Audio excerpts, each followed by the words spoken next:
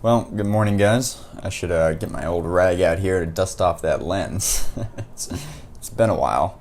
But this moment proved too good of an opportunity to pass up, which was the interview between Andrew Neil from the BBC and Ben Shapiro, and what caused Ben Shapiro to walk off. So I think we're done here. I appreciate your time, sir. All right, Thank you so much. thank you for... And I thought as a journalist, I'd break down their conversation to show you the kind of chess moves that went on to kind of get Ben to leap. I also think it offers interesting insight into how journalists think and operate and the various tricks and techniques they use to move their agenda forward, and how an opposing journalist that is being interviewed will fire back. So let's begin, shall we? Back. Haven't you lost your battle for the Republican Party, though? Isn't the Republican Party now the party of Trump?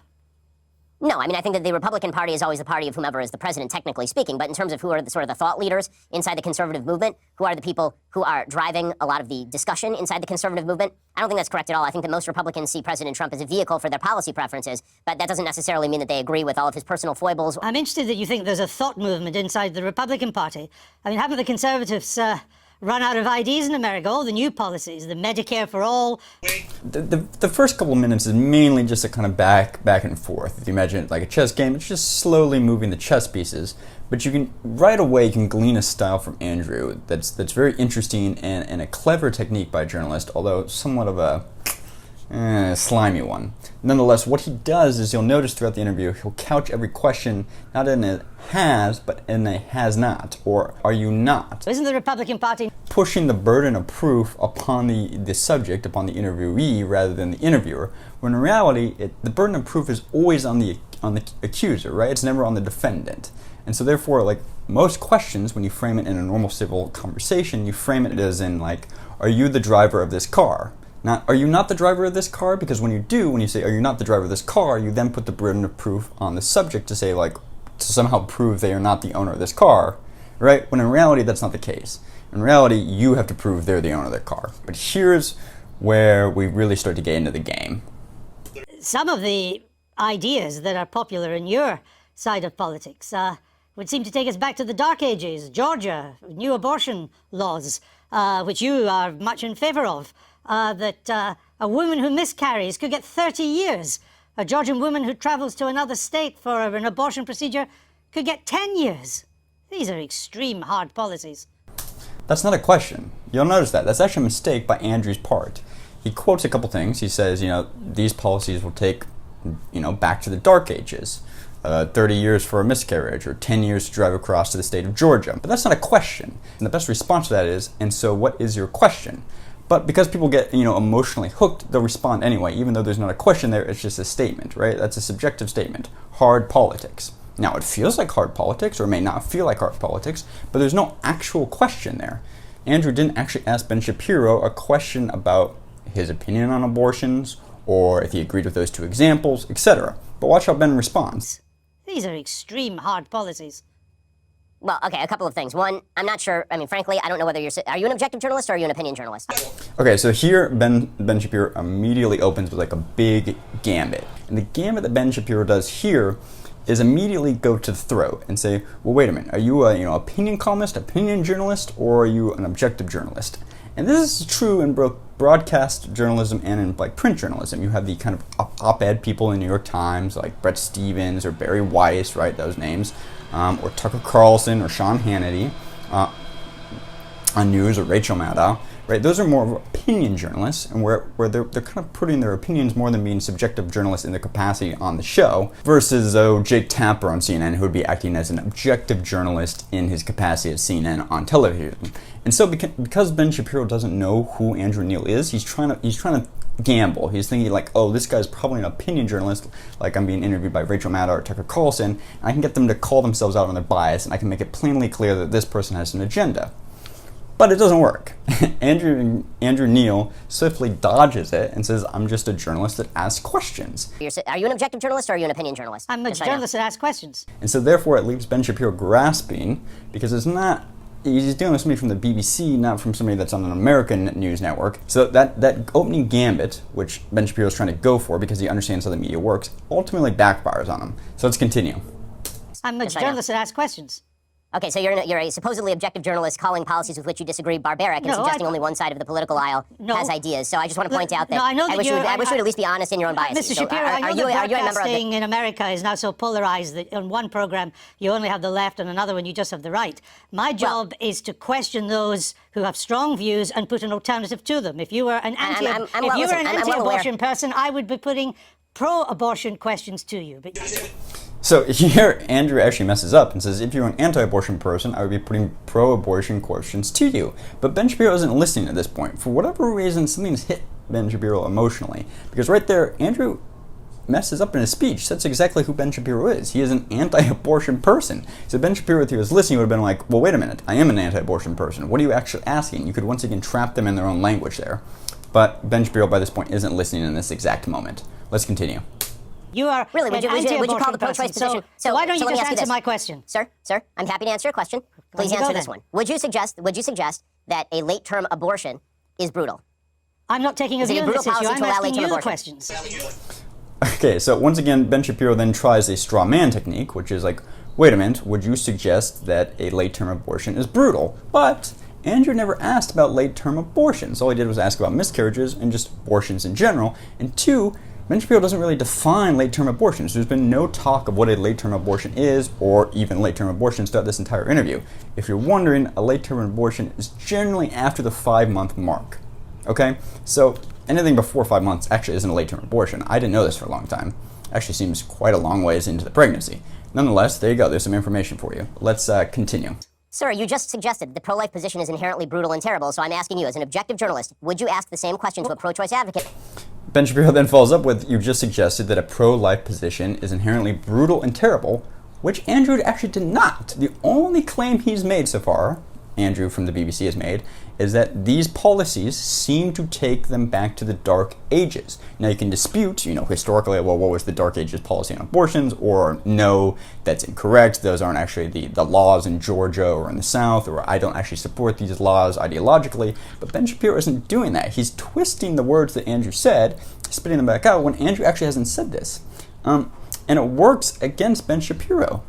But let's keep continuing. What I'm asking you is that why is it that a bill banning abortions after a woman has been pregnant for 6 weeks is not a return to the Dark Ages? What's your answer? My answer is something. There you go. Andrew actually says 6 weeks. And 6 weeks is nowhere near a late-term abortion. So once again, where Ben Shapiro is getting late-term abortion from, I'm not sure, because that's never been the topic of conversation. Andrew asked about 6 weeks of abortion. Late-term abortion would be 5 months or 24 weeks. 21 to 24 weeks, depending on how you suss it out. Let's continue. Why is it that a bill banning abortions after a woman has been pregnant for 6 weeks is not a return to the Dark Ages? What's your answer? My answer is something called science. Human life exists at conception. It ought to be protected. Now back to... And Ben Shapiro fails on this answer too. My answer is science. Human life begins at conception. Well, inherently, that's not what science says. That's actually your belief. If you believe that, that's a Judeo-Christian belief that you can subscribe to or not. But modern science does not hold that life begins at conception. Right? That's the whole reason we have a gray area between what is early abortion, late-term abortion, and all the various, conflicts between that, because we have no agreement on when life begins. And in fact, most science disagrees that life does not begin at conception. That's actually a Judeo-Christian belief, not a science belief. That's a factual error on Ben Shapiro's part. Let's continue. Human life exists at conception. It ought to be protected. Now back to my question to you. You purport to be an objective journalist. BBC purports to be an objective down-the-middle network. It obviously is not. It never has been. And you as a journalist are proceeding to call one side of the political aisle ignorant, barbaric, and sending us back to the Dark Ages.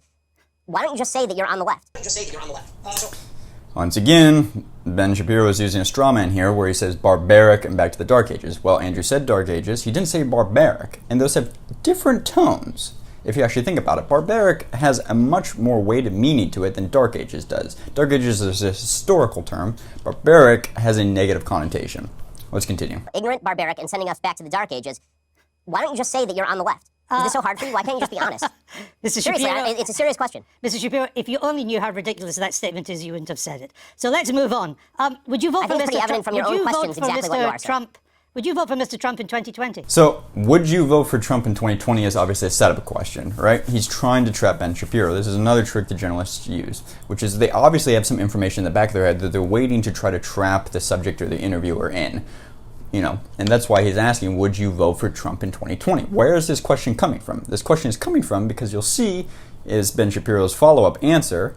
Andrew already has the answer ready, saying, well, you said you would never vote for Trump. And that once again puts Ben Shapiro on the defense, saying, well, I said never in 2016 and then offered a list of reasons why I changed my mind. But then you get into very semantical, threading the needle, and that kind of just gives more points to Andrew. But let's continue. Would you vote for Mr. Trump in 2020? I'd certainly consider voting for Mr. Trump in 2020, just like I'd consider voting for anybody else in 2020. But didn't you once say that you'd never vote for him?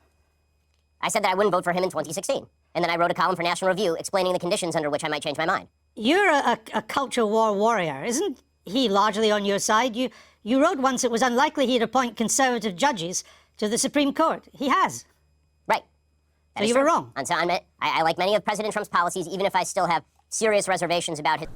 This was a good response by Ben Shapiro. This was another trap by Andrew, and it didn't work. Ben Shapiro just said, yeah, I was wrong. He ended up, appointing some Republican judges. So policy-wise, he was more on line with me than I thought Trump would be.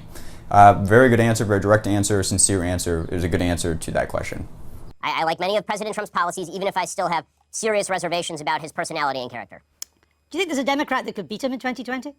Sure, I think there are several Democrats who could beat him in 2020. Who would have the best chance?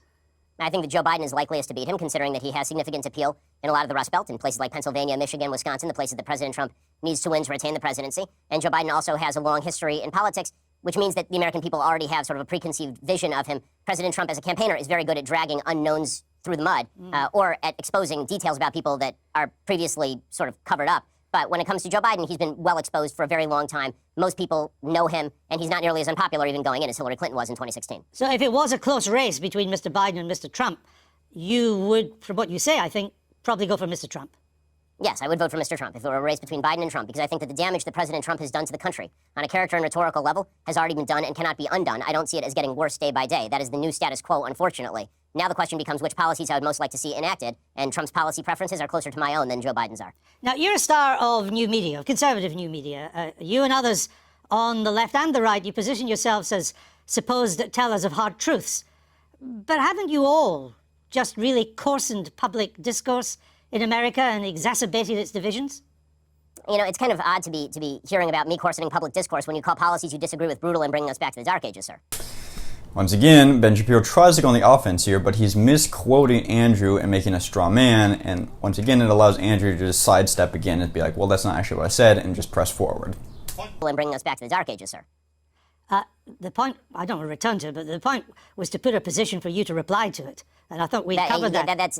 I put think some of the points too, because on your characterization of issues is part of the problem in the coarsening of public debate. Well, maybe it's also part of your problem too, because we have from your YouTube videos, Ben Shapiro destroys the abortion argument. Ben Shapiro destroys transgenderism and abortion. Is that not a kind of coarse public discourse? So this is a very cheap and weak move by Andrew, which is that he's quoting YouTube titles by videos that Ben Shapiro had nothing to do with making or labeling or titling, and then attributing it to Ben Shapiro in some meaningful way. And it makes no sense, and is a very weak and slimy move, and not a very good play by Andrew. And Ben Shapiro adequately handles it very well, but it's reminiscent of kind of the Kathy Newman, Jordan Peterson interview, where Kathy attributes what goes online that Jordan Peterson has nothing to do with. It's like, I didn't make these videos, I didn't label the titles of them, and attributes is like, well, aren't you responsible for this? And Ben Shapiro, just Jordan Peterson, said, well, I had nothing to do with me. I didn't editorialize those titles. And he responds, in a very appropriate manner, which is that I believe in freedom of speech. They can do whatever they want. Nothing to do with me. Why are you picking out random YouTube videos put up by people who are not me? Are you and then attributing the titles to me? Are you unhappy with the way they've been described? I think that people can describe me however they please. It's a free country, and I'm all in favor of a public debate. If you watch the actual clips, they are generally civil conversations between me and somebody who disagrees with me. Yeah, exactly. This was a very good defense by Ben Shapiro. But aren't you part of the problem with the way you go about your discourse, not the solution? Once again, see, here's the technique by Andrew. Aren't you part of the problem? Not are you part of the problem, but are you not part of the problem? And this is a tough maneuver. Unless you're ready and catching it, you can find yourself trapped in having to answer a question that you don't actually have to answer, because the burden of proof is not on the defendant, right? It's on the interviewer, and you should point that out. You should be like, well, that's or am I not? How am I supposed to, answer that? That's the kind of classic question of like, when did you stop beating your wife? It's like, well, I don't agree with the premise, because the premise of that setup question says that I beat my wife to begin with. It's the classic catch-22 question. Anyway, let's continue. I think we can all do better in our discourse, but the fact that I've reached out to so many people across the aisle to have conversations with them is pretty evident. The fact that I was willing to walk from a publication that was paying me money over principle is pretty evident. The fact that I've called out President Trump, a member of a party of which I am a member, repeatedly when I think that he has done things that are immoral, I think is decent evidence that I'm looking at least for a civil conversation. Well, as you say in your book, you say that there's quite a key phrase, we are so angry at each other right now. But as I say, aren't you part of that anger? Aren't you encouraging that anger? For example, Once again, Andrew goes in for the "are you not" part of it. Ben Shapiro gave a good answer previously, but Andrew's going to try this technique again with the "are you not" burden of proof question. Aren't you part of that anger? Aren't you encouraging that anger? For example, you described Mr. Obama's State of the Union address in 2012 as fascist mentality in action. Well, I think that if you want to argue with the characterization, then we can talk about what exactly his State of the Union address said. Is it charged language in politics? Sure. The problem that I have is not with charged language. So here they debate about what Ben Shapiro wrote about Obama's speech in 2012. And they debate around this rhetorical term fascist. And they kind of go back and forth. They each make a couple good points. And I would call this section of the interview a kind of stalemate. No clear, gotcha moment occurs. But we can keep watching. In favor of. I like a robust public debate and a very loud and spirited public debate. I have no problem with that whatsoever. What I'm talking about is the assumption that people with whom we disagree politically are inherently of bad character or, in your words, want to bring us back to the Dark Ages. Oh, well, again, with Mr. Obama, you said, and you're Jewish yourself, I only mention that because to put this in context, the Jews who vote for Obama are, by and large, Jews in name only. Ginos, you call them. Okay, so here Andrew now tries to set up a point about Jewish thing. And saying, well, is Ben Shapiro being hypocritical about Jewish people? Is he being unfair, against Obama versus Trump? And once again, Ben Shapiro handles this very adequately and mounts a very good defense against Andrew. And it's very interesting to see journalists go head-to-head like this. Ben Shapiro knows what he says, for the most part, pretty well and defends it pretty well. So we'll keep continuing. I said it. My statement was based on the fact that Jews in the United States, as an ethnic group, are largely irreligious, which is true by every single poll. Jews are the most irreligious group in the United States. As an Orthodox Jew who actually takes Judaism seriously, the point that I'm making is that most Jews who are ethnically Jewish are not religiously Jewish in any context. No. The point you were making is that Jews who vote for Obama are Jews in name only. I said that, yes, that is correct. Did you say they should turn their badge in as a Jew? Yes, I believe that if you are somebody who takes Judaism seriously, that comes along with ideological commitment. I mean, I guess. Also, I hope you're having fun, by the way, going through every old tweet that I've ever sent to try and do gotcha questions. But if you'd like to have a discussion about my general philosophy or things I've done in, say, I don't know, that's 2012, so it's now 2019. If you'd like to discuss something I've done in, say, like the past 5 years, why don't we do that? How about that? Because your book is a criticism of how angry America is and how America has to do better. And I'm simply I have an entire list on my website, sir. On my list, I have an entire website of dumb and bad things that I've said. I'm simply trying to point out some of the things you've said that seem to me to help to stoke that anger. For example, you said, sure, Israelis like to build, Arabs like to bomb crap and live in open sewage. Well, as I say in an article entitled, here's a list of all the giant, bad, dumb things I've ever said. Was that dumb? Well, yes, that's a dumb tweet. And not only, but it is also important to mention that the next few tweets clarify that tweet is specifically referring to the Hamas leadership. So this is a fair point by Ben Shapiro, which is saying, like, you're digging through my old tweets. This is not very sportsmanship-like of you as a journalist, especially from somebody coming from the BBC. I have made on my website that I've said dumb tweets before. I've addressed these tweets before. And I think it's a fair point by Ben Shapiro, saying, like, one, I make it, very open that I've said dumb things before. Two, I make it available on my website. And three, it's not very sportsmanlike of you to dig through old tweets from 2012, right? It's 2019, maybe my opinions have shifted, maybe I said some dumb things. It's Twitter. Like, let's be real, guys. Let's talk about the book. Let's talk about my current opinions. Let's have a discussion there. And Ben Shapiro has a point just in terms of, like, two journalists engaging each other. Not a journalist and a politician, or a journalist and an activist, but a journalist and a journalist engaging each other. It's a little bit like, come on, let's be real here. And Ben Shapiro has a point. It's unfair to engage about old tweets. It's generally considered unsportsmanlike, for lack of better words. I find it just terrible to do that. I don't agree with that method at all, but that's for a different day. I'm simply trying to point out some of the things you've said that seem to me to help to stoke that anger. For example, you said, sure, Israelis like to build, Arabs like to bomb crap and live in open sewage. Right, and so Andrew's point is like, well, your book is about how Americans are very angry at each other, and therefore your historical tweets are relevant because those historical tweets have helped stoke the anger that we now see today. Whereas Ben Shapiro is saying, that's so old and such small examples that I don't see any cohesive narrative behind that argument you're trying to make. Whereas Andrew Neil is saying, no, there is a coherent argument. It's just a difference of, of opinion on this one. But we can continue. Neither is really one-upping each other. Ben Shapiro is mounting a very good defense, in my opinion, against this kind of Twitter, gotcha onslaught that's become a very common tactic in journalism. I guess If you want to read, honestly, this is a giant waste of time in the sense that the entire interview is designed for you to shout slogans or old things that I've said. Okay, so here is where something clicks in Ben Shapiro. He gets emotional here, and I don't know what's going on because Ben Shapiro usually argues very rationally and very calmly. But something obviously here has clicked in Ben Shapiro where he's angry and he's starting to strike out on an emotional level. He's starting to say, like, this is a waste of time, you're wasting my time, and there's a little bit of ego entering in here. And this is where we start to see things go off the rails. In the sense that the entire interview is designed for you to shout slogans or old things that I've said at me. I don't see how this forwards the debate. You talk about undermining the public discourse. It seems to me that simply going through and finding lone things that sound bad out of context and then hitting people with them is a way for you to make a quick buck on BBC off the fact that I'm popular and no one has ever heard of you. So here is where Ben Shapiro attacks him with an ad hominem. He attacks Andrew with an ad hominem, basically saying like that I'm popular.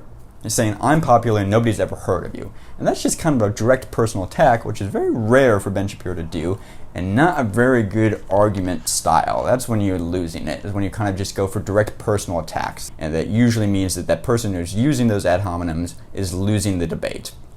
We can keep watching. the point You're I'm getting trying paid, to it make seems. is that your words are highly designed to produce the consensus and understanding that the book seems to want to produce. That's my point, that you write about, Judeo-Christian culture and so on, but so much of what you've said in the past would seem to turn its back on Judeo-Christian culture. You're lecturing me on Judeo-Christian culture after you call the pro-life position barbaric?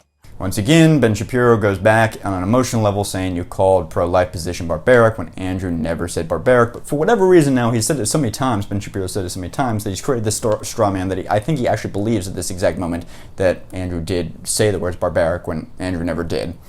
But let's continue. I just asked Really? you a question.